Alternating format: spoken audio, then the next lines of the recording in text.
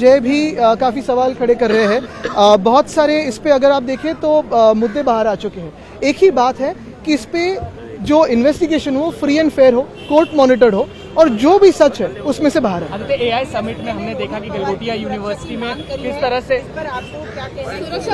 मुझे लगता है कि अगर हर एक क्षेत्र में अगर हर एक ऐसे ही जनप्रतिनिधि को सुरक्षा की जरूरत हो तो हमारे राज्य में क्या सुरक्षा की हाल है ये आप जानिए।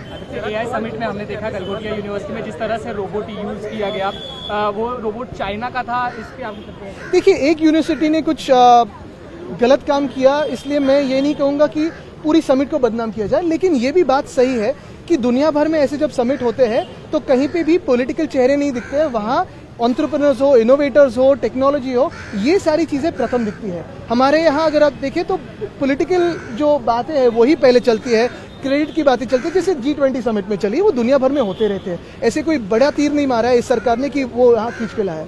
दूसरी बात यही है कि जो इनोवेटर्स के हाल हुए, जो एंटरप्रेन्योर्स के हाल हुए, अगर आप देखें तो बहुत ही खराब थे।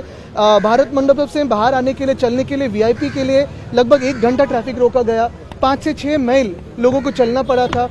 खाना खत्म हुआ था, पानी की व्यवस्था नहीं थी। पहले दिन तो सिर्फ कैश पेमेंट थी, जिस देश में हम कहते हैं कि UPI भी है।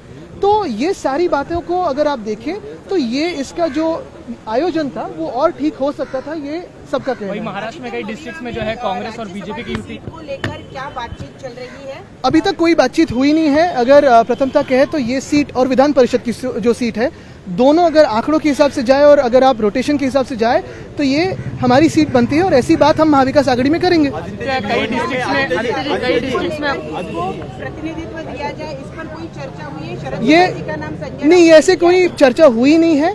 यही बात है कि ये शिवसेना की सीट है और उस पर अभी तो हम कायम है। चर्चा में आगे देखेंगे कुछ। भिवंडी में जिस तरह से बीजेपी और कांग्रेस का अलायंस की बातें हो रही है बैकडोर से, उसको लेकर क्या कहेंगे? देखिए, पहले भी 2-3 शहरों में कांग्रेस और भाजपा साथ में आई है, भाजपा और MIM साथ में आई है। अभी भिवंडी में कांग्रेस और भाजपा की बात चल रही है। मुझे लगता है कि ये दोनों उनके आपसी जो रिश्ते हैं वो बहुत कुछ बताते हैं, लेकिन हम तो अगर आप देखें तो लड़े डटे हुए, तो उसमें क्या बात है?